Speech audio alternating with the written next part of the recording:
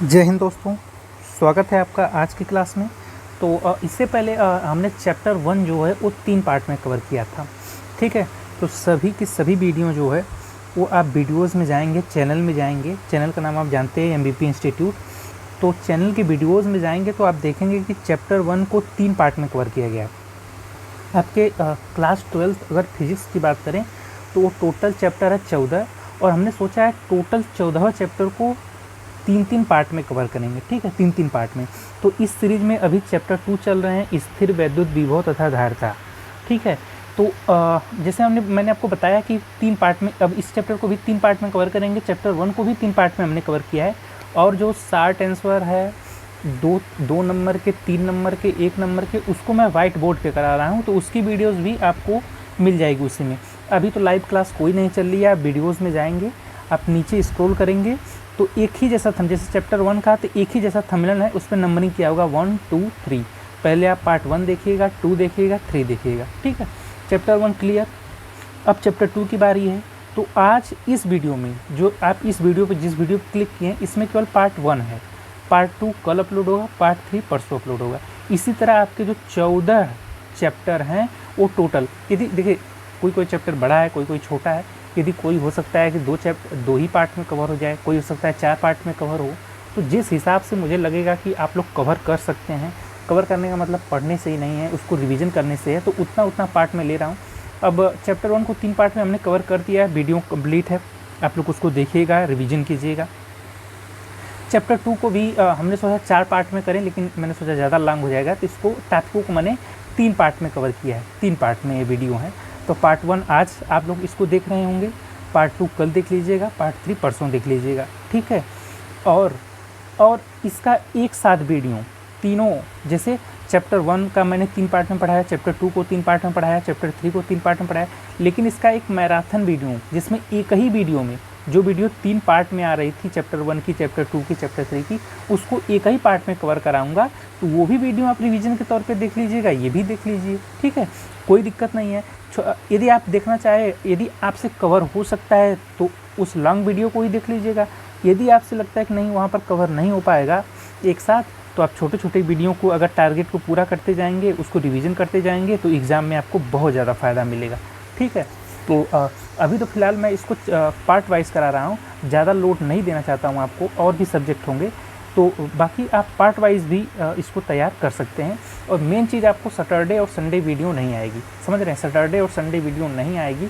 Saturday और Sunday आप जितना भी पढ़े हैं मंडे से लेके अब तक, उसका रिवीजन करना होता है। ठीक है, वैसे तो आप ये वीडियो देखेंगे, शाम को इसका रिवीजन करेंगे, 2-3 दिन बाद भी थोड़ा सा सरसरी निगाह से देखेंगे, लेकिन सैटरडे और संडे को कापी और पेन लेकर खुद, जैसे ये वैद्युत विभव मैंने पढ़ाया, ठीक है, आप देख कर तो बता रहे हैं कि नहीं ठीक है मुझे समझ में आ गया, मैं लिख लूँगा, लेकिन ऐसे काम नहीं चलेगा। अब इसको एक और करेंगे, आप पेज उठाएंगे, सादा पेन उठाएंगे, अपने से हेडिंग डालेंगे, अपने से परिभाषाओं को लिखेंगे, तब आपको ये क्लियर होगा कि नहीं हमारा कॉन्सेप्ट किस हद तक पहुँचा है। ठीक है, चलिए, तो ज़्यादा देरी नहीं करते हैं, हम अपना टॉपिक शुरू करते हैं।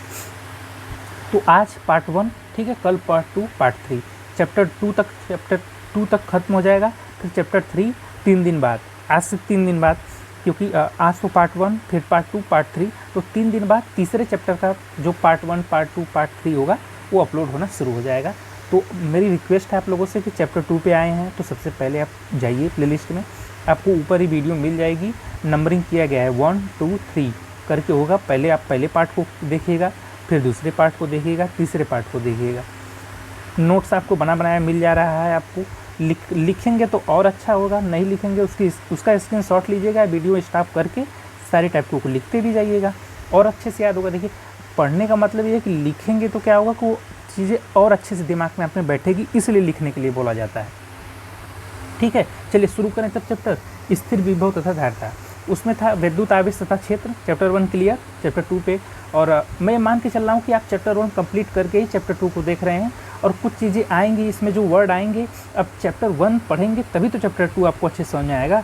आप चैप्टर 3 की अगर वीडियो देखेंगे तो मैं मान के चलूँगा कि आपने चैप्टर 1, चैप्टर 2 देख कर तब चैप्टर 3 शुरू किया है। ठीक है, तो चलिए शुरू करते हैं, और बाकी कमर कस के एकदम बिल्कुल तैयार रहिए 12 वालों। आप लोग के लिए मैंने सिलेबस को सोचा है कम से कम 3 से 4 बार ख़त्म करने का। अभी तो अप्रैल चल रहा है, पहली बार है, तो जून तक मैंने सोचा है कि सिलेबस को पहली बार ख़त्म करेंगे, जुलाई अगस्त सितंबर दूसरी बार ख़त्म करेंगे, अक्टूबर नवंबर दिसंबर तीसरी बार ख़त्म करेंगे, फिर शुरू होगा आपका जनवरी फरवरी के मिड में आपका एग्ज़ाम है, तो उस 1.5 महीने में एकदम रैपिड फायर रिवीजन के साथ चौथी बार सिलेबस को ख़त्म करेंगे। ठीक है, ऐसा मैंने आपके लिए प्लान सोचा है। तो फिलहाल प्लान तो सही होता दिख रहा है, क्योंकि मैंने टाइम से चैप्टर 1 ख़त्म कर दिया है, आज चैप्टर 2 शुरू कर दिया है, 3 दिन बाद ये ख़त्म होगा, फिर चैप्टर 3 शुरू होगा। इसी तरह फिजिक्स के 14 चैप्टर आपको क्लियर हो जाएंगे। ठीक है, चलिए पहला टॉपिक है स्थिर विभव धारिता में, चैप्टर 2 में है वैद्युत विभव। वैद्युत विभव क्या है? एकांक धन परीक्षण आवेश को अनंत से वैद्युत क्षेत्र में किसी बिंदु तक ले जाने में कार्य करना पड़ता है। सही बात है। अब देखिए, इसलिए मैंने कहा कि आपको चैप्टर 1 पढ़ना होगा। क्यों? अभी मैं पूछूंगा धन परीक्षण आवेश, तो आप कंफ्यूज हो जाएंगे। पहले वीडियो देखेंगे, उसमें मैंने विभव बनाया कि धन परीक्षण आवेश क्या है, इसको अंग्रेजी में टेस्ट चार्ज कहते हैं। किसी चीज़ को टेस्ट करने के लिए, परीक्षण करने के लिए एक आवेश की ज़रूरत होती है जो कि धनात्मक लिया जाता है, उसी को धन परीक्षण आवेश करते हैं। तो ये चीज़ें आप चैप्टर 1 से ही कवर करते आएंगे तो आपको आसानी होगी। ठीक है, तो लिखा गया है कि एकांक धन परीक्षण आवेश को अनंत से वैद्युत क्षेत्र के किसी बिंदु तक लाने में जितना कार्य करना पड़ता है वो उस बिंदु पर वैद्युत विभव कहलाता है। यदि इसी प्रकार यदि धन परीक्षण आवेश प्लस Q0 को अनंत से वैद्युत क्षेत्र के किसी बिंदु पर ले जाने में W कार्य करना पड़े, तब वैद्युत विभव V = W/Q0। समझ रहे हैं? इन्होंने क्या बोला? इन्होंने बोला है कि जितना कार्य करना पड़ता है वैद्युत क्षेत्र में, जैसे कोई धन परीक्षण आवेश है उसको अनंत से किसी इलेक्ट्रिक फील्ड में लाएंगे। भाई इलेक्ट्रिक फील्ड में लाएंगे तो कुछ ना कुछ कार्य करना पड़ेगा ना। आप सीधे से समझिए कि उस कार्य को और परीक्षण आवेश के अनुपात को विभव कहते हैं। मात्रक जूल प्रति कूलम, बीमा ml पावर 2 T⁻³ A⁻⁻1। बीमा 1 नंबर में बहुविकल्पी में पूछ सकता है, अति लघुत्तरी में पूछ सकता है। मात्रक बीमा भी आप याद रखिएगा। मात्रक कैसे होगा? देखिए, कार्य का मात्रक जूल, आवेश का मात्रक कूलम, जूल प्रति कूलम। ठीक है, देखिए वैद्युत विभव से भी एक और टर्म आता है विभवांतर। विभवांतर मतलब विभवों का अंतर। इसके लिए एक फिगर आपको दिख रहा होगा। यहाँ पर प्लस Q0 चार्ज है, या इसको प्लस Q ही मान लीजिए, प्लस, क्योंकि यहाँ पर हमने एक प्लस Q0 चार्ज लिया है। तो एक चार्ज Q लिया है, 2 बिंदु लिए हैं, एक Q0 है, बाहर फोर्स। अभी मैं आपको फिगर समझा रहा हूँ अच्छे से। पहले फिगर को देखिए, कुछ अपने से भी समझने का प्रयास कीजिए कि क्या दर्शाया गया है। ठीक है, इन्होंने लिखा है कि बाह्यकर्ता द्वारा एकांक धन परीक्षण आवेश को वैद्युत क्षेत्र में एक बिंदु से दूसरे बिंदु तक ले जाने में, इसका मतलब अब देखिए वैद्युत विभव हमने पढ़ाया तो किसी एक ही बिंदु के लिए था।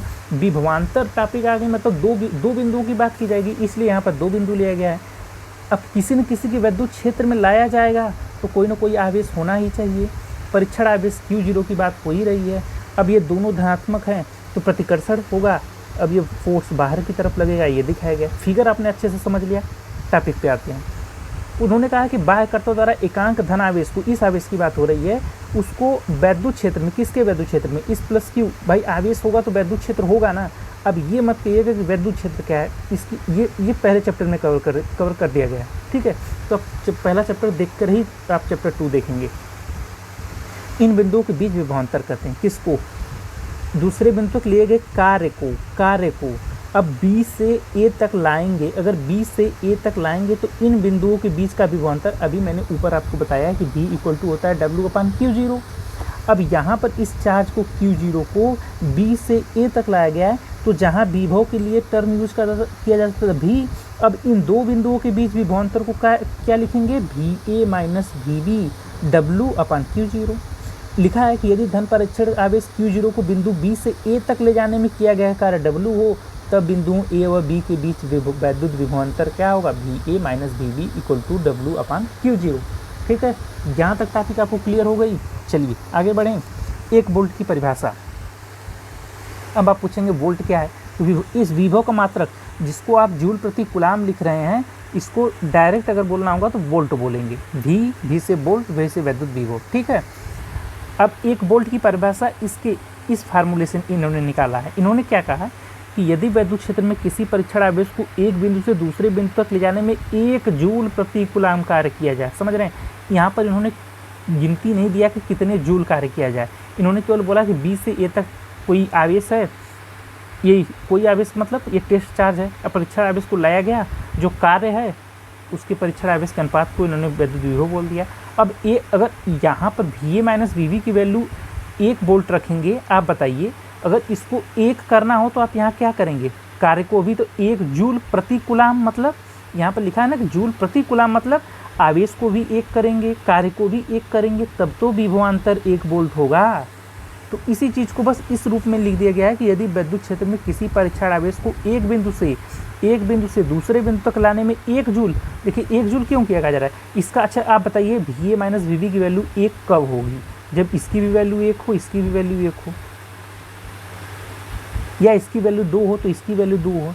बात 1 पे कर रहे हैं तो 1 की ही करेंगे, ठीक है, मतलब ये दोनों वैल्यू बराबर होनी चाहिए। और उसी को कह रहा है कि 1 जूल प्रति कूलाम का मतलब आवेश का भी, परीक्षण आवेश का मान 1 हो जाए, इसका भी मान 1 हो जाए, अपने आप यहाँ 1 वोल्ट आ जाएगा। तो उसी चीज़ को परिभाषा के रूप में लिख दिया गया है कि यदि विद्युत क्षेत्र में किसी परीक्षण आवेश को एक बिंदु से दूसरे बिंदु तक ले जाने में 1 जूल प्रति कूलाम कार्य किया जाए तो उन बिंदुओं के बीच विभवांतर 1 वोल्ट होगा। अगर भी अनंत पे मान, अगर ये भी को अनंत पे मान रहे हैं तो वी ए माइनस वी अनंत इक्वल टू डब्ल्यू अपन कीजिए, ठीक है। चलिए ये तो 1 वोल्ट की परिभाषा हो गई। अब एक और टर्म यूज होता है इलेक्ट्रॉन वोल्ट। इलेक्ट्रॉन वोल्ट क्या है, ये ऊर्जा का मात्रक है। इन्हीं चीज़ों से पहले देखिए वैद्युत विभव समझना होगा, वैद्युत विभवांतर समझना होगा, उसके बाद इलेक्ट्रॉन वोल्ट समझते हैं। ये कार्य और ऊर्जा का एक मात्रक है। जैसे किसी भी चीज़ को मापने के लिए किसी न किसी चीज़ की मात्रक की आवश्यकता होती है ना, उसी तरह हमको इस विभव विभवांतर या बैटरी का वोल्ट कितना का है, कितने पावर की है, उसके लिए हमें एक मात्रक की उपयोग में लाया जाता है, मात्रक की आवश्यकता होती है जिसको इलेक्ट्रॉन वोल्ट कहते हैं। चलिए इसके बारे में पढ़ते हैं। लिखा है कि इलेक्ट्रॉन वोल्ट वह कार्य अथवा ऊर्जा का एक बहुत छोटा सा मात्रक है जो परमाणु भौतिकी में यूज होता है। आपको बताया मैंने, छोटे छोटे चीज़ों के लिए परमाणु भौतिकी में चीज़ होता है कि वो कितने पावर का है, कितना कार्य करेगा, यह आपको ये पहले बता दे रहे हैं। इलेक्ट्रॉन वोल्ट कार्य अथवा ऊर्जा का मात्रक है। तो एक इलेक्ट्रॉन वोल्ट क्या है, वह कार्य है जो किसी इलेक्ट्रॉन को एक बिंदु से दूसरे बिंदु तक ले जाने में किया जाता है जबकि उन दोनों के बिंदुओं के बीच विभवांतर 1 वोल्ट हो। समझ रहे हैं, सेम यही चीज़ 1 वोल्ट की परिभाषा की बात यहाँ पर किया जा रहा है कि अब चूंकि ये कार्य का मात्रक है तो अब इस कार्य को, अच्छा बताइए ये कार्य 1 कब होगा, जब ये विभव, अच्छा बताइए ये कार्य कब 1 होगा, जब ये विभवांतर 1 हो, आवेश 1 हो। सेम बात, सेम ऊपर वाली बात है 1 इलेक्ट्रॉन वोल्ट। तो उसी को कह रहा है कि वह कार्य जो किसी एक इलेक्ट्रॉन को एक बिंदु से ले जाने पर कार्य में किया जाता है जबकि उन बिंदुओं के बीच विभवांतर कितना हो, 1 वोल्ट हो। तो उस चीज़ को हम बोलेंगे इलेक्ट्रॉन वोल्ट। इसको दूसरे शब्दों में कैसे कहेंगे उसको दूसरे पेज पे देखते हैं। चलिए इसका दूसरा पेज पे आते हैं। यही सेम चीज़ देखिए, इलेक्ट्रॉन वोल्ट मैंने बताया, अब इसको दूसरे शब्दों में कैसे लिखेंगे ये देखिए।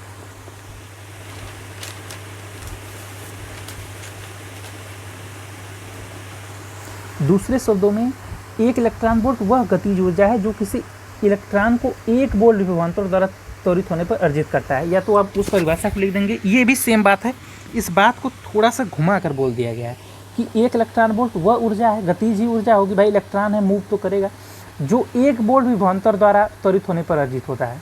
सेम बात है, उन्होंने मैंने बताया कि एक बिंदु से लाने में दूसरे बिंदु में 1 वोल्ट विभवांतर हो, उसी चीज़ को इस रूप में लिख दिया गया। तो इसको चलते इसकी वैल्यू निकालते हैं कि विभवांतर की परिभाषा के अनुसार यदि 2 बिंदु ए और बी के बीच विभवांतर इतना हो, अभी आप फिगर में देखें हैं, तो धन परीक्षण आवेश को लाने में किया गया कार्य, आप देखिए हमने क्या निकाला था, V A minus V V निकाला था ना, क्या था W/Q0। फर्स्ट पेज में देखिए सेम इसी बात को लिखा गया है। यहाँ पर देखिए, यहाँ पर V A minus V V equal to W/Q0। मैंने बताया इलेक्ट्रॉन वोल्ट क्या है, एक कार्य का ऊर्जा, कार्य का मात्रक है, कार्य एनर्जी सेम होती है। तो अब यहाँ से कार्य निकालेंगे तो V A minus V V में Q0 का गुणा ही तो होगा, उसी सेम चीज़ को लिख दिया गया है, V equal to Q0 V A minus V V. अब समझ में आया टर्म कहाँ से आया। चलिए आगे बढ़ें, आगे बढ़ें। चूँकि Q0 यहाँ पर, अच्छा आप बताइए यहाँ पर परीक्षण आवेश क्या है। परीक्षण आवेश यहाँ पर इलेक्ट्रॉन है ना, तो इलेक्ट्रॉन की वैल्यू होती है भाई, इलेक्ट्रॉन वोल्ट मतलब इलेक्ट्रॉन को ही तो कह रहा है ना कि इलेक्ट्रॉन, जैसे जिस परीक्षण आवेश की बात हो जा रही है, बिंदु ए और बी के बीच लाया जा रहा है, वो तो इलेक्ट्रॉन है ना इस आवेश की जगह। तो इलेक्ट्रॉन पे आवेश होता है 106 × 10⁻⁹ कूलाम। उन्होंने बात बोला ही है कि उनके बीच का विभवांतर 1 वोल्ट हो, तभी तो बोल रहा है 1 वोल्ट हो तभी तो ऊर्जा 1 इलेक्ट्रॉन वोल्ट होगी। अब वैल्यू रख दीजिए, यहाँ पर इसकी वैल्यू 1.6 1 करेंगे 1.6 घाते -19। अब ये देखिए, अब ये कार्य या एनर्जी का मात्रक है तो उसका मात्रक जूल होता है, कूलाम गुणे वोल्ट इक्वल टू जूल। ठीक है, इसको अन्य मात्रकों में भी नापते हैं। किसमें अगर एक किलो इलेक्ट्रॉन बोलेंगे तो उसमें 10⁻³ का गुणा कर देंगे तो ये 10⁻³ 3 घात और कम हो जाएगा। मिलियन बोलेंगे 6 का गुणा कर देंगे और घात कम हो जाएगी। बिलियन बोलेंगे तो 10⁻9 इलेक्ट्रॉन वोल्ट हो जाएगा, 1.6 गुणे और घात कम हो जाएगी। जैसे 10⁻³ का गुणा करेंगे तो ये माइनस वाला और घटेगा ना, ये और घटेगा ये और घटेगा। ठीक है, तो इस किलो इलेक्ट्रॉन वोल्ट की ज़्यादा यूज होता है, इसका भी यूज होगा, इसका भी यूज होगा, नहीं भी होगा तो आप ये ध्यान में थोड़ा सा रखिएगा बात को। बाकी इसका टर्म का बहुत यूज होगा, 1 इलेक्ट्रॉन वोल्ट गुणे बराबर 1.6 गुणे 10⁻⁻19 जूल। अगर केवल 1 इलेक्ट्रॉन पे आवेश की बात होगी तो 1.10⁻19 कूलाम। इस चीज़ में अंतर समझिएगा, ये केवल इलेक्ट्रॉन है, ये इलेक्ट्रॉन वोल्ट है, ये आवेश है और ये एनर्जी है, समझ रहे हैं, इसीलिए इसके जूल में लिखा गया है, इसको कूलाम में लिखा गया है। वैल्यू सेम है लेकिन मात्रकों को भी आप ध्यान में देखेंगे कि ये मात्र एक आवेश है, ये क्या है, एक कार्य है। इलेक्ट्रॉन वोल्ट एक एनर्जी का मात्रक है, कार्य का मात्रक है, ये आवेश थोड़ी है, आवेश नहीं, ये कार्य है। तो इसको जूल में लिखेंगे, इसको कूलाम में लिखेंगे, वैल्यू सेम रहेगी। ठीक है, वैल्यू सेम क्यों है, क्योंकि विभवांतर 1 वोल्ट है, 1 का गुणा किसी संख्या में करेंगे सेम आएगा। ठीक है, चलिए नेक्स्ट टॉपिक बढ़ते हैं। बिंदु आवेश के कारण किसी बिंदु पर वैद्युत विभव, बिंदु आवेश के कारण चलिए बिंदु आवेश के कारण किसी बिंदु पर विभव निकालते हैं। होगा क्या, एक फिगर आपको देख लिया होगा, जिस बिंदु पर O है, A है, C है, B है, एक परीक्षण आवेश रख दिया गया है, इस पर एक अल्प दूरी ली गई है dx, एक टोटल दूरी ली गई है O से B तक x, Q से एक बिंदु पे, समझा रहा हूँ अभी आपको, फिगर समझा रहा हूँ, पहले थोड़ा सा फिगर देखकर समझने का आप खुद प्रयास कीजिए कि क्या क्या है इसमें। R दूरी पर एक बिंदु A लिया गया है, इस बिंदु O से जहाँ पर Q आवेश है, इससे x दूरी पर एक बिंदु B लिया गया है, और B से dx दूरी पर एक बिंदु C लिया गया है। फोर्स दिखा रहा है बाहर की ओर, भाई स्वाभाविक है, दोनों आवेश प्लस हैं तो फोर्स तो बाहर की ओर लगेगा ही। अब इन्होंने बोला क्या है, बोला ये है कि माना कि बिंदु O पर +Q का आवेश, अच्छी बात है, रखा ही है, ऐसे माध्यम में स्थित है जिसका परावैद्युतांक K है। अच्छा, आवेश +Q द्वारा उत्पन्न, अब परावैद्युतांक क्या है, ये चीज़ मैंने चैप्टर 1 में विधिवत बताई है, पहले इस चीज़ को बताकर तभी हमने आगे बढ़ा है, इस चीज़ को समझ रहे हैं ना। हाँ, इसमें कन्फ्यूज मत होइएगा। +Q द्वारा उत्पन्न वैद्युत क्षेत्र में बिंदु O से R मीटर पर एक बिंदु B है, मैंने बताया कि R दूरी पर एक बिंदु A है। इन्होंने कहा है कि जिस पर वैद्युत विभव ज्ञात करना है, टॉपिक का नाम ही है बिंदु आवेश के कारण किसी बिंदु पर वैद्युत विभव, डायरेक्ट पूछता है, डायरेक्ट यही नाम लेकर पूछेगा कि किसी बिंदु आवेश के कारण किसी बिंदु पर वैद्युत विभव को ज्ञात कीजिए। तो ये पूरा का पूरा निगमन आपको करना पड़ेगा, डायरेक्ट पूछता है, और इस फार्मूले का यूज़ भी आगे बहुत होगा, ध्यान से देखिएगा, समझिए बात को। इन्होंने क्या कहा कि उस पर एक बिंदु A है जिस पर हमें वैद्युत विभव ज्ञात करना है। इसके लिए माना बिंदु O से x मीटर, आप मैंने बताया O से x मीटर पर दूरी पर इन्होंने एक बिंदु B लिया और कह रहे हैं कि जिस पर +Q का धन परीक्षण आवेश है। तो कूलाम के नियम के अनुसार इससे इस पर बल कितना लगेगा आप बताइए। कूलाम का नियम हमने बताया ना आपको, उसमें हमने बताया कि F इक्वल टू होता है 1/4π0 Q1 Q2/r² होता है ना। तो यहाँ पर आप बताइए क्या होगा कूलाम के नियम के अनुसार। तो F इक्वल टू 1/4π0 Q1 क्या है, Q0/x² होगा ये, क्योंकि जो दूरी होती है उसका स्क्वायर होता है, न्यूटन। कितना बल हो गया, चलिए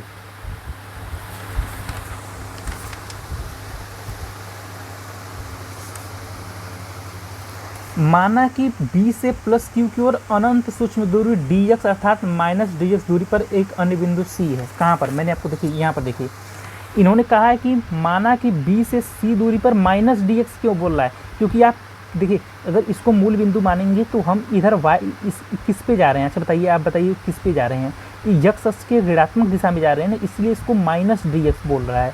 यदि आप इसकी इस दिशा में जाते तो प्लस, ऊपर जाएंगे प्लस, नीचे आएगा माइनस, बाएं जाएंगे माइनस, दाएं जाएंगे प्लस, समझ रहे हैं, इसलिए इसको बोल रहा है कि -dx दूरी पर एक बिंदु C है। यहाँ पर इन्होंने बोला है कि सूक्ष्म दूरी बिंदु B से अनंत सूक्ष्म दूरी dx पर -dx दूरी पर एक बिंदु C है, यहाँ पर है भाई।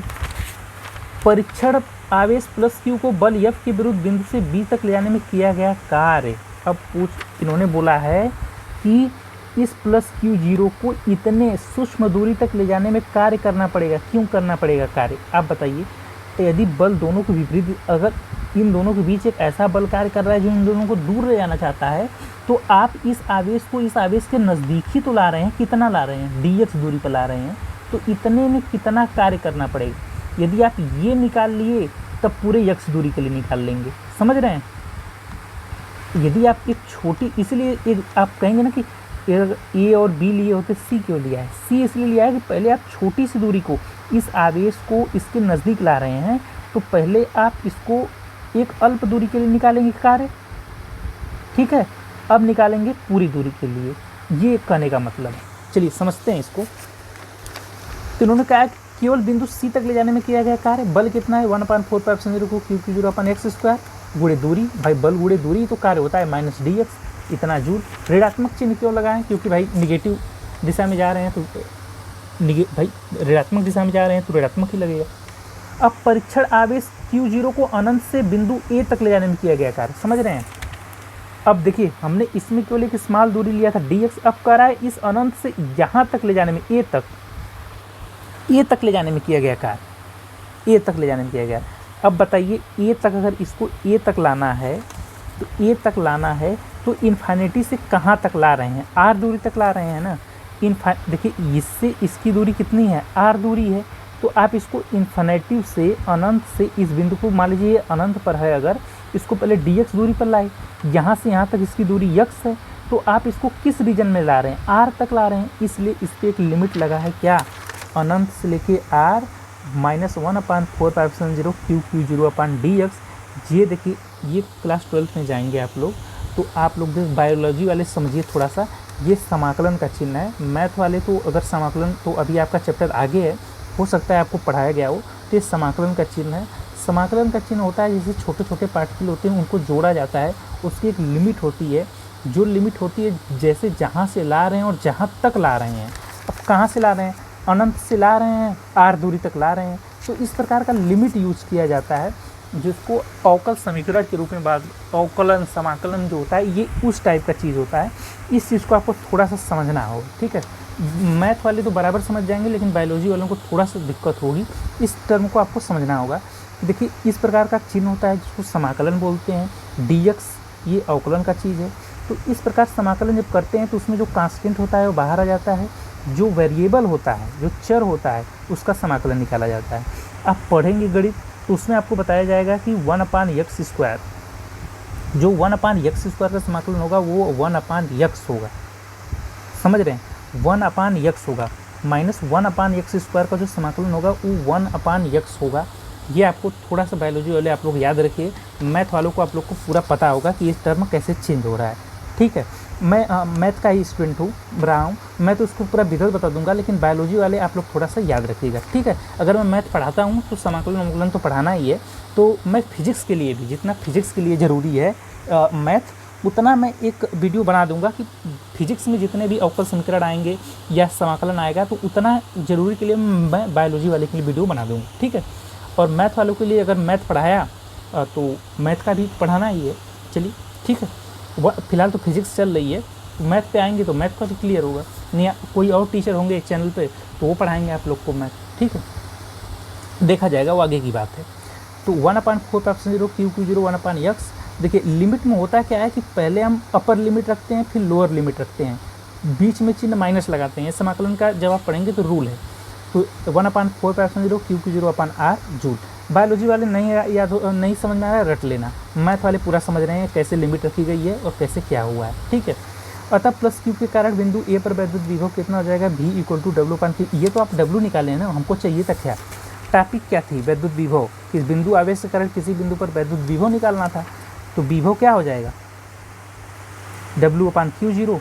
अब यहाँ पर Q, अब देखिए W जो निकाले हैं उसमें Q0 है, नीचे यहाँ Q0 है, Q0 कैंसिल, बचेगा क्या 1/4π Q/R बोल्ट। निर्वात वायु के लिए K की वैल्यू 1 हो जाएगी, बचेगा क्या V = 1/4π Q/R। समझ में आया आप लोग को।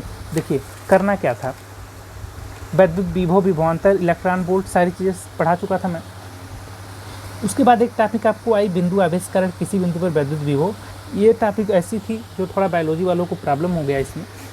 प्रॉब्लम नहीं होगा, मुझे एक काम करना चाहिए था कि आप लोग को मैथ जो कि फिजिक्स के लिए ज़रूरी है, अवकल समीकरण, ये सब चीज़ें, समाकलन, अवकलन, थोड़ा सा इसके लिए एक वीडियो बना देनी चाहिए थी। चलिए मैं बना दूंगा इसको, लेकिन आप लोग थोड़ा सा टर्म को नहीं बायोलॉजी वाले समझ में आएगा तो रट लेना, बाकी मैथ वाले तो पूरा बराबर समझ ही रहे हैं क्या चीज़ है। तो इसमें मैंने आपको फिगर बनाया, फिगर से मैंने पहले कार्य निकाला। कार्य क्यों निकाला? क्योंकि V = W/Q0 वैद्युत विभव निकालना था। कार्य निकाले, परीक्षण आवेश में भाग दे देंगे, अपने आप वैद्युत विभव निकल जाएगा। तो इस चीज़ को, इस टर्म को इतने प्रोसेस के द्वारा समझाया गया। इसको मैथ वाले हों चाहे बायोलॉजी वाले हों, इसको एक बार रिवीजन करिएगा, अपने से सॉल्व करने का प्रयास करिएगा। ये टर्म बहुत इंपॉर्टेंट है, V = 1/4πε0 Q/R वोल्ट। ठीक है, आगे बढ़ें।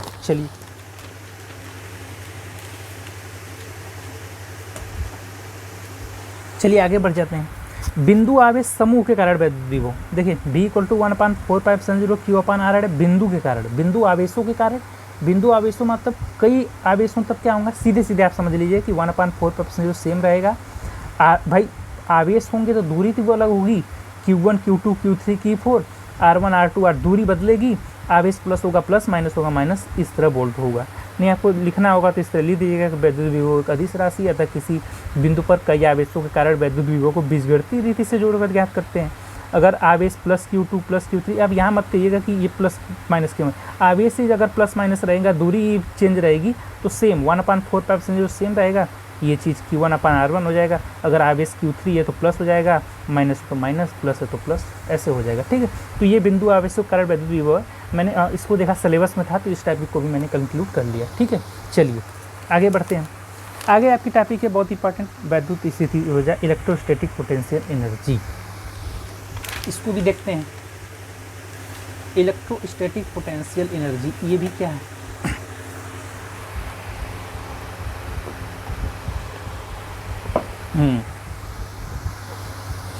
इसको उन्होंने कहा कि 2 या 2 से अधिक, इसमें भी आगे फिगर है, थोड़ा सा डिराइव करना है, छोटी टॉपिक है। 2 या 2 से अधिक वैद्युत आवेश एक दूसरे को आकर्षित अथवा प्रतिकर्षित करते हैं।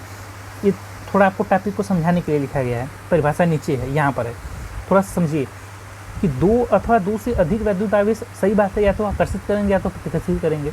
अतः आवेशों को दूर ले जाने में और समीप लाने में कुछ कार्य करना पड़ेगा, बिल्कुल करना पड़ेगा।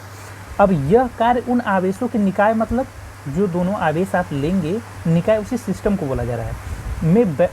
अब जो कार्य एक दूसरे को समीप लाने में या दूर ले जाने में कार्य किया जा रहा है, वो कार्य उस सिस्टम में किस रूप में संचित होगा? स्थितिज ऊर्जा में। इसे ही निकाय की वैद्युत स्थितिज ऊर्जा कहते हैं। अब समझ में आया? इसको लिखा कैसे जाएगा?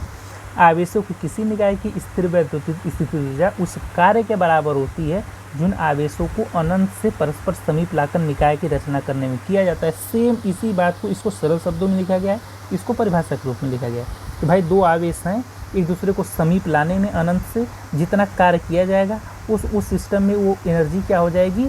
स्टोर हो जाएगी। उसी को क्या कहेंगे? स्थिर वैद्युत स्थिति ऊर्जा। ठीक है, क्लियर? चलिए इसको प्रूफ कर देते हैं, इसका फार्मूला निकाल लेते हैं, टॉपिक खत्म हो जाएगी। Q1 Q2 2 आवेश है, R दूरी पर है, इसी दोनों को समीप लाना है। जो कार्य है वही कार्य निकाल देंगे, वही ऊर्जा हो जाएगी। कार्य ही तो ऊर्जा है, बस कुछ करना नहीं है।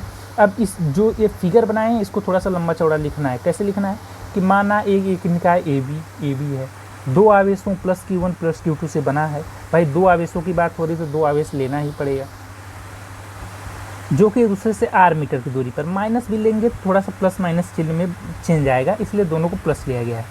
R मीटर की दूरी पर है, बिल्कुल है।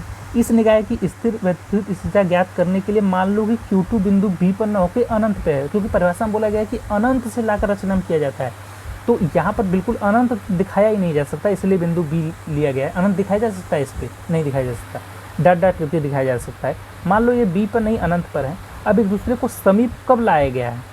कार्य करके ना, तब वही करा है कि B पर न होकर अनंत पर है, तब प्लस Q1 के कारण B पर वैद्युत विभव कितना होगा? यहाँ पर भाई वैद्युत विभव निकाल लेंगे, और क्या निकाल लेंगे? वैद्युत विभव निकाल लेंगे, आवेश का गुणा कर देंगे, अपने आप कार्य निकल जाएगा। इसलिए वैद्युत विभव ज्ञात करते हैं। वैद्युत विभव हो जाएगा 1/4πε0 Q1/R वोल्ट। अब वैद्युत विभव की परिभाषा के अनुसार Q2 को अनंत से बिंदु पर ले लाने में किया गया कार्य।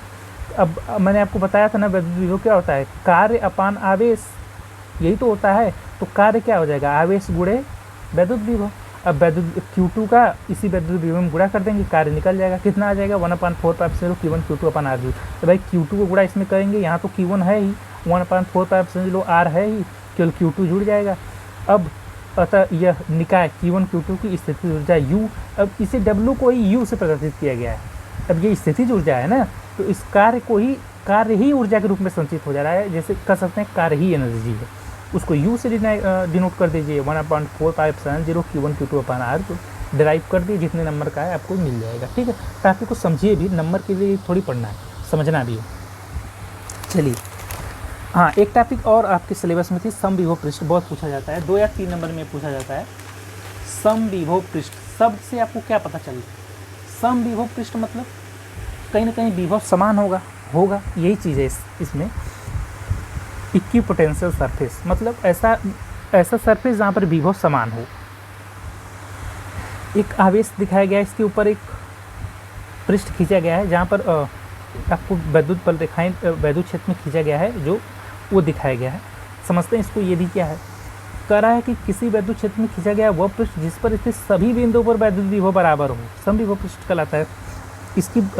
इसके शब्द से ही आपको क्लियर हो जाना चाहिए था कि कहीं ना कहीं विभव बराबर है, तभी समविभव पृष्ठ की बात कर रहा है। इस आधार पर इस समविभव पृष्ठ की निम्नलिखित विशेषताएं होती हैं, विशेषताओं को आपको लिखना पड़ेगा, यही तो इम्पोर्टेंट है इसमें। ये कह रहे हैं कि समविभव पृष्ठ पर किन्हीं दो बिंदुओं के बीच विभवांतर शून्य होता है, होगा ही।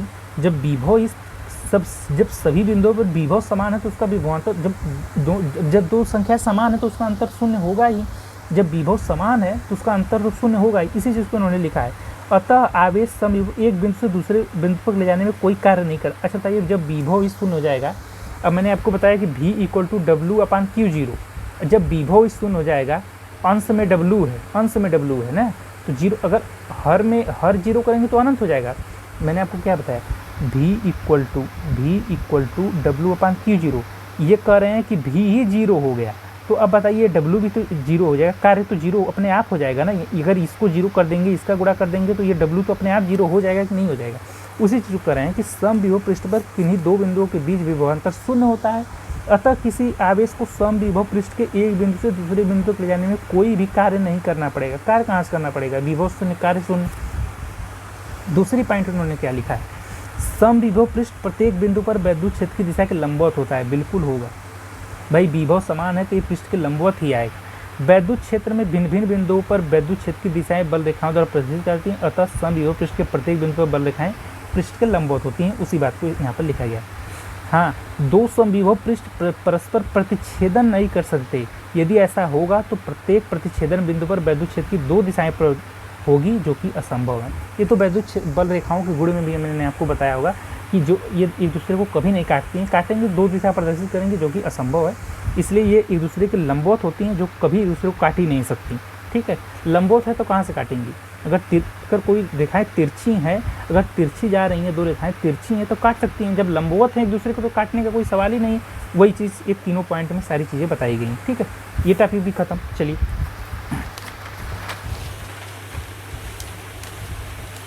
इसकी लास्ट टॉपिक आपको चल रहा है। चलिए आज की वीडियो की लास्ट टॉपिक, आज की वीडियो की चैप्टर की लास्ट टॉपिक नहीं है, आज के वीडियो की लास्ट टॉपिक है वैद्युत द्विध्रुव के कारण वैद्युत विभव। अभी ये पार्ट 1 के लास्ट टॉपिक, समझ रहे हैं। अभी कल पार्ट 2 आएगा, इसके बाद पार्ट 3 आएगा। तो लास्ट टॉपिक तो तीसरे दिन होगी, जिस दिन पार्ट 3 होगा। आज की वीडियो की केवल ये लास्ट टॉपिक है। इसमें भी दो टॉपिक है, एक अच्छी स्थिति में, एक निरक्षी स्थिति में। जब मैंने आपको बताया होगा वैद्युत द्विध्रुव के कारण विभव नहीं, वैद्युत क्षेत्र की तीव्रता निकाला होगा, तभी मैंने आपको दो बताया होगा, एक अच्छी स्थिति में, एक निरक्षी स्थिति में। तो सेम यहाँ पर भी वैद्युत विभव भी दो स्थितियों में निकालेंगे, एक अच्छी में, एक निरक्षी में। और इसी के साथ पार्ट 1 समाप्त हो जाएगा। पार्ट 1 समाप्त होगा, इसके बाद आपको रिवीजन करना है, इसको पढ़ना है, लिखना है। ठीक है, पार्ट 2 कल आएगा। चलिए पार्ट 3 परसों, चैप्टर ये भी खत्म। ठीक है। एक वैद्युत द्विध्रुव लिया गया है।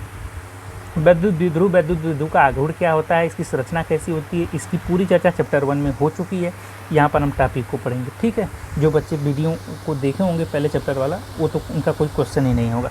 जो लोग जिनका क्वेश्चन है वो चैप्टर 1 देखेंगे पहले। मान लो कि एक वैद्युत द्विध्रुव ए भी किसी ऐसे माध्यम में रखा गया है जिसका परावैद्युतांक के वैद्युत द्विध्रुव -q तथा +q से बना है, वो तो बना ही होता है, जिनके बीच की दूरी 2l मीटर है। ये इसके मध्य बिंदु से दूरी l, यहाँ से ये दूरी l। ठीक है, बिंदु O से r मीटर की दूरी पर एक बिंदु P है जिसकी अच्छी स्थिति में, भाई अच्छी स्थिति में निकाल रहे हैं, जिस पर हमें वैद्युत विभव ज्ञात करना है। तो अब +q से इसकी दूरी क्या होगी, -q से दूरी तो निकालना ही पड़ेगा। तो देखिए यहाँ से यहाँ तक की दूरी r है, यहाँ ये दूरी l है, तो आप +q से निकालेंगे तो कहीं ना कहीं ये दूरी तो घटाना ही पड़ेगा l वाली, तो एक r - l होगी। अगर इससे निकालेंगे तो यहाँ से यहाँ तक दूरी r है, ये दूरी l है, एक में l जुड़ जाएगा, एक में l घटेगा, समझ रहे हैं ना। -q से दूरी r + l है। अतः वैद्युत द्विध्रुव में +q के कारण वैद्युत विभव क्या हो जाएगा, +q के कारण दूरी की क्या होगी r, यहाँ तक दूरी r है तो l घटाएंगे ना, इसमें से r - l वाली होगी।